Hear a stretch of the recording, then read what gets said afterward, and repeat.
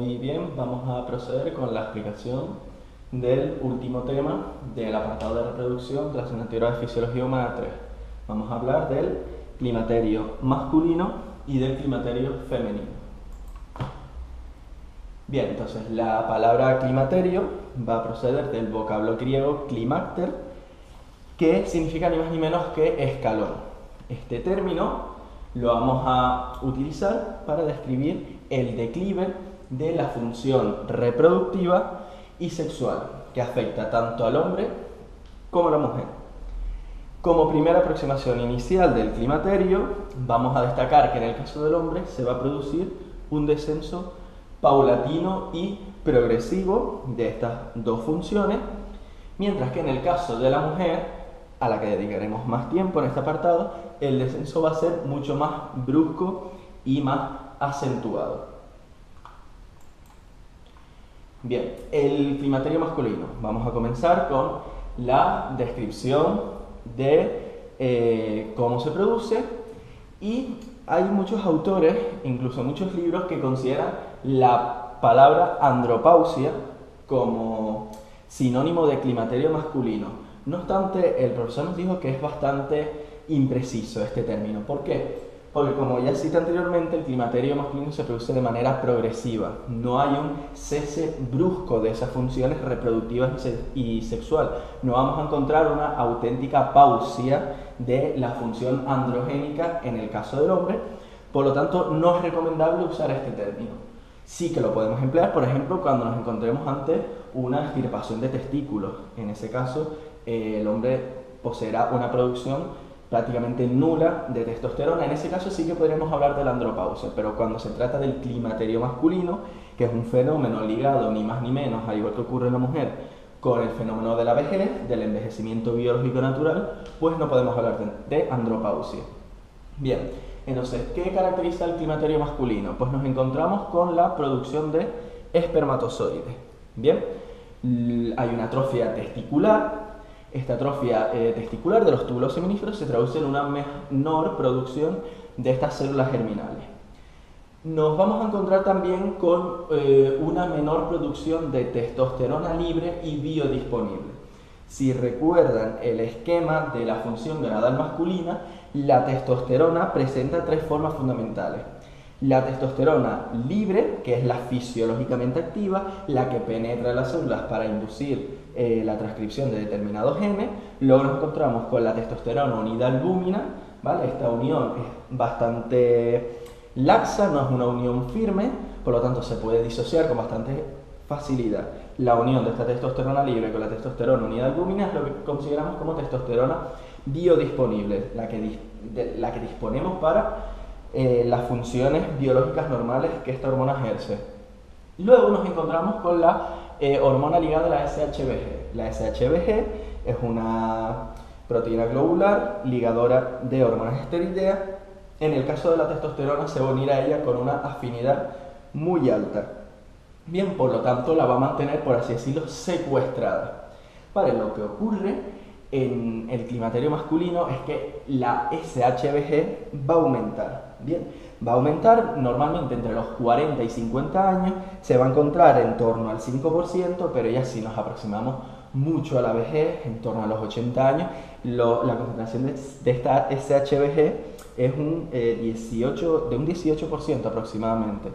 Al elevarse, la testosterona está como más secuestrada, más retenida, no está circulando de manera libre por el plasma, por lo tanto no ejerce sus funciones biológicas correspondientes. Por lo tanto, climaterio masculino, menor producción de espermatozoides y menor acción de la testosterona libre debido a que la SHBG aumenta, ¿vale? Por lo tanto se encuentra más retenida. Síntomas clásicos del climaterio masculino, pues tenemos el hipogonadismo, el descenso de la masa muscular, la disfunción eréctil, la menor eritropoiesis, que puede ir acompañada de anemia, y el ánimo depresivo, así como otros, que no va a ser comunes, no son síntomas absolutos que se van a encontrar en todos los hombres. Hay algunos que lo experimentan de una manera más acentuada que otros, pero están detrás de lo que conocemos como climaterio masculino. Bien, la disfunción eréctil. La disfunción eréctil es uno de los fenómenos clásicos asociados al climaterio masculino y es un aspecto que no comentamos en el apartado de función sexual, pero que es bastante conocido. Recordemos que buena parte de la erección se debe a la relajación de ese músculo liso, de las arterias cavernosas y de sus ramas, inducido por señales neurógenas que permiten una vasodilatación de esos espacios lacunares y un crecimiento, un agrandamiento de esos cuerpos cavernosos del pene, provocando la erección. Por lo tanto, no es de extrañar que la disfunción eréctil sea un signo indicativo de una mala salud cardiovascular.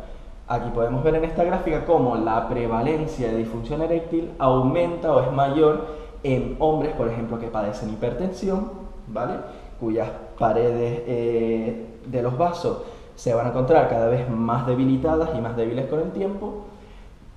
También asociamos esta disfunción eréctil en términos de prevalencia a problemas cardiovasculares, enfermedad coronaria, por ejemplo, problemas de aterosclerosis.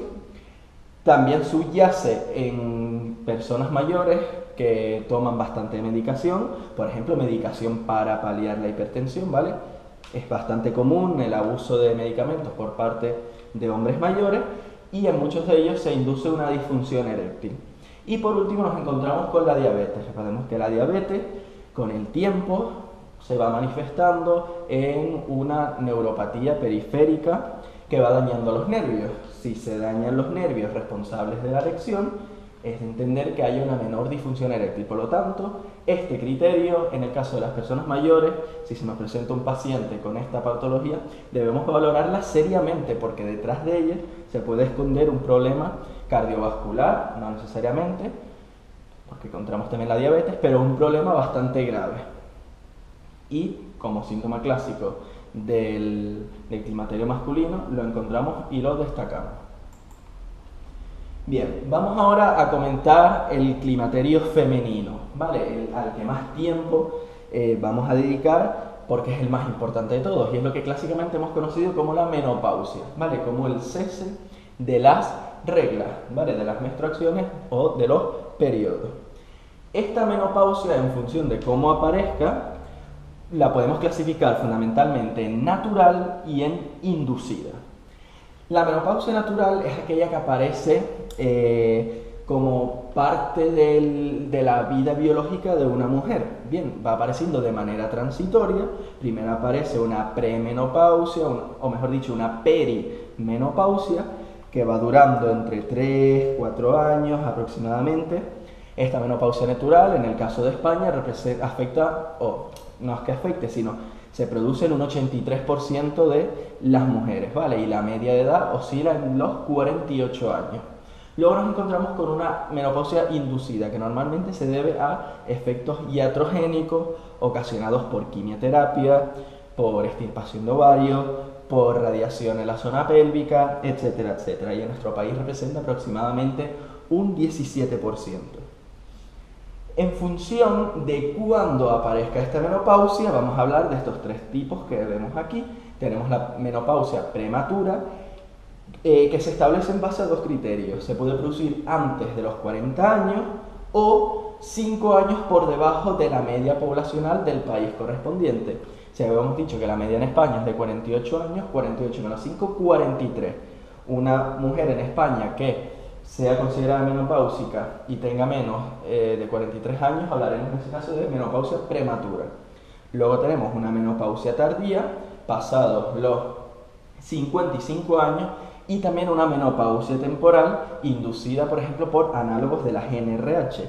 Recordemos que la GnRH, si se administra de manera continua y no en pulso, lo que va a provocar es una desensibilización de la hipófisis. Bien, la hipófisis deja de producir gonadotropina, fundamentalmente FSH y LH, y se bloquea la función reproductiva de la mujer. Bien, no hay gonadotropinas que puedan actuar a nivel de los ovarios.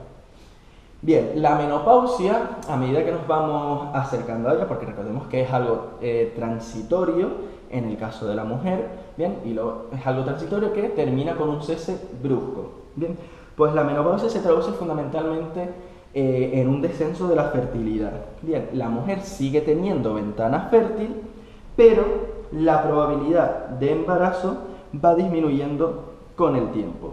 Bien, ¿qué quiere decir esto? Que los periodos intermenstruales, o sea, los periodos entre una regla y otro, van siendo cada vez más largos. ¿Vale? A medida que nos vamos acercando a la menopausia, el tiempo entre una regla y otro va siendo cada vez más largo y los ciclos ovulatorios, a su vez, se van volviendo cada vez más anormales. Bien, la menopausia se produce de manera biológica, la menopausia normal, por un agotamiento folicular. Hay un agotamiento de los folículos ováricos que se encuentran en el ovario, bien, y que recordemos que en el caso de nacimiento, en el caso de nacimiento son muchos, ¿vale? Esta reserva, esta despensa de folículos primordiales es bastante grande. En la pubertad ya se ha reducido bastante el número, vamos a contar aproximadamente con 450.000 folículos. En cada ciclo ovulatorio recordemos que se toman 100 cohortes de folículos, 100 folículos, ¿vale? Una cohorte, perdón, de 100 folículos. De estos 100 folículos, uno es el que va a formar parte de la ovulación, ¿vale? El que va a soltar el ovocito para que pueda ser fecundado, y los otros 999 van a atreziarse. Cuando llegamos a la menopausia, o cuando estamos cerca de ella, la reserva folicular prácticamente se ha agotado. Los folículos que quedan ya están muy atrésicos, muy degenerados, y por lo tanto no hay producción de estrógeno. Esta es prácticamente inexistente o muy baja, y se producen pues muchos de los síntomas que comentaremos a continuación. Bien, es muy importante en relación a las variaciones hormonales que tienen lugar en la menopausia quedarnos con estos dos cocientes. Recordemos que en una mujer no menopáusica, ¿vale? Antes de la menopausia, la relación entre la